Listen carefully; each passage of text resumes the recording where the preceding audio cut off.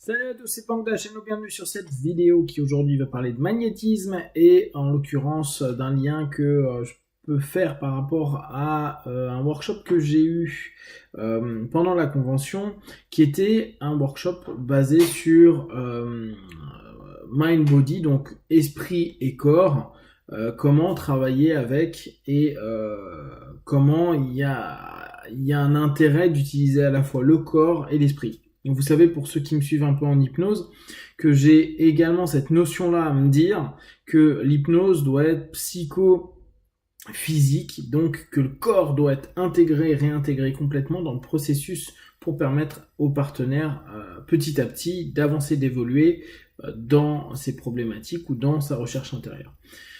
Pour les personnes qui ont un peu suivi apprendre le magnétisme.fr, vous savez que je travaille régulièrement sur le contact connexion, donc une connexion au corps, une connexion sur le partenaire et une intention. Chose intéressante, pendant ce petit workshop, elle reprenait un peu des concepts similaires, des concepts qu'on connaît, il n'y a rien d'hyper innovant.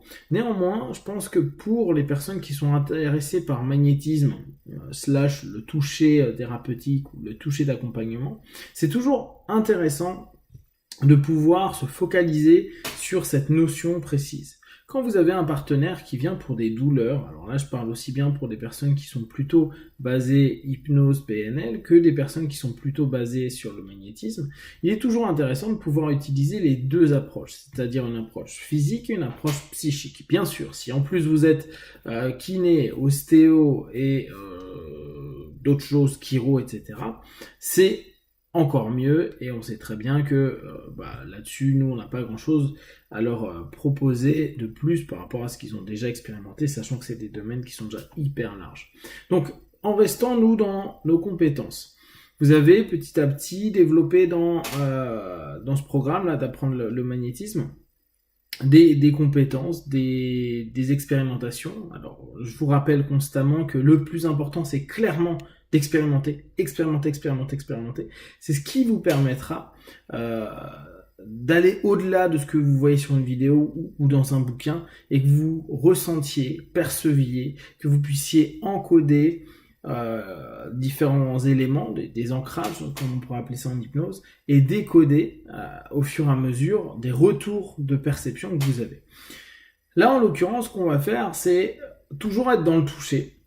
Et je vais vous inviter à voir les personnes qui ont des douleurs. Donc, en général, on a toujours autour de nous des personnes qui ont un peu mal à la tête, mal à la nuque, mal aux épaules, au dos, aux jambes, aux genoux, quoi. Bon bref, les douleurs, on les connaît à peu près. Hein.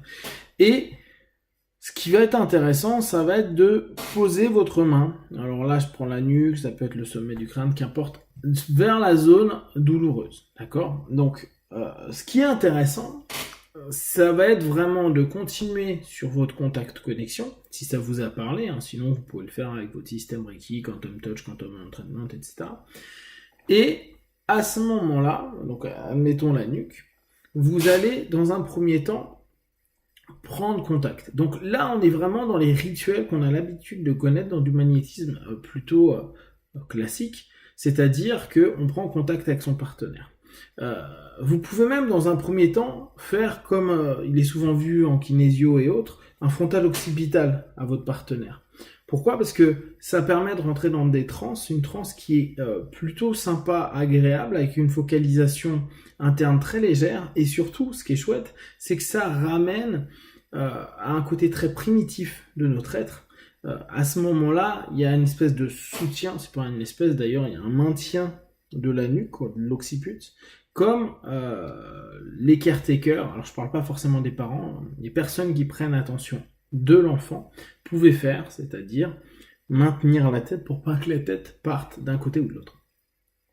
Dans ce cheminement-là, ce que vous allez faire une fois que vous l'avez posé en frontal occipital, je pense que très sincèrement, en processus inductif, sur le travail du magnétisme, c'est-à-dire pour rentrer pour faire rentrer le partenaire dans sa transe de magnétisme, comme vous pour rentrer dans votre transe à vous, cette notion-là est chouette et vous pouvez, en fonction de vous, de vos critères et de vos ressentis, percevoir dans vos mains picotement, chaleur, chaud-froid, ou pour ceux qui sont plus dans une notion de visualisation et projection, imaginez qu'entre les deux points, dans un premier temps, il y a une énergie qui circule ou une sphère qui est en train de se mettre en place. Ça, chose de base que vous pouvez réutiliser à n'importe quel moment dans n'importe quel type de soin. Vous le faites pendant 1 minute, 2 minutes, c'est à vous de voir. Vous allez de toute façon ressentir par rapport à la respiration du partenaire, hein, par rapport à même la physiologie du partenaire, s'il commence à s'apaiser, à respirer profondément, etc. Ce que ça peut, l'impact que ça a. Une fois que vous avez créé cette transe, vous allez simplement donc travailler sur la zone qui peut être douloureuse en contact connexion. Donc, une connexion sur vous, une connexion sur votre partenaire, d'accord. Et à ce moment-là, juste amusez-vous à demander bien sûr sur une échelle de 1 à 10 combien est votre partenaire, et toujours avec une intention qui est celle que vous préférez, amour inconditionnel, souffle de vie, souffle de mort, on a déjà vu tout ça sur d'autres vidéos. Vous allez simplement demander à votre partenaire, donc il est à combien par rapport à cette problématique-là. Si vous avez la chance de pouvoir l'allonger sur une table, ou si vous êtes sur une chaise, et par exemple on prend la nuque, n'hésitez pas simplement à faire tourner sans forcer le partenaire, on ne fait pas de manipulation, c'est juste pour voir la tension qu'il peut y avoir. Vous allez voir qu'il y a des moments avec un doigt, ça bloque ici, puis avec là ça va plus loin, etc. Ça nous permet en fait d'avoir aussi physiologiquement une notion par rapport à où c'est un peu tendu, où c'est plus tendu, et où on souhaite petit à petit qu'il y ait un cheminement. Vous mettez la main, votre contact connexion, et puis après vous demandez, et là c'est intéressant, vous avez votre intention et vous demandez à votre partenaire ce qu'il verrait comme étant un élément qui pourrait apaiser, relâcher, relaxer. Ça peut être, c'est de toute façon symbolique et métaphorique. Et je reprends une image qu'une dame avait donnée pendant l'atelier. Elle avait dit, moi j'imagine une fleur qui éclot. Et le moment où cette fleur sera complètement éclose, et bien à ce moment-là, j'imagine que ça va faire du bien. Moi, ce que j'aime bien, c'est l'image de l'arbre. Mais après, c'est à vous de voir, en tout cas, votre partenaire. Et vous lui laissez simplement imaginer là où il y a votre main, et là où il y a la gêne, cette image-là, que vous pouvez vous-même, dès lors, proposer au travers d'une sémantique, et tu imagines simplement cette fleur qui éclot, qui apaise, calme, relâche, relaxe, etc., etc. On a un rapport qui va se faire donc entre le toucher, la sémantique, donc là on est dans le rapport suggestif qu'on a en énergétique et en hypnose PNL, et on va simplement permettre à notre partenaire, pendant un laps de temps, de voir ce que ça donne. Laissez 30 secondes, 1 minute si ça vous convient, et puis après vous pouvez à nouveau retester, voir la souplesse, etc. Et surtout, le plus important, qu'est-ce que tu sens? Comment tu le sens?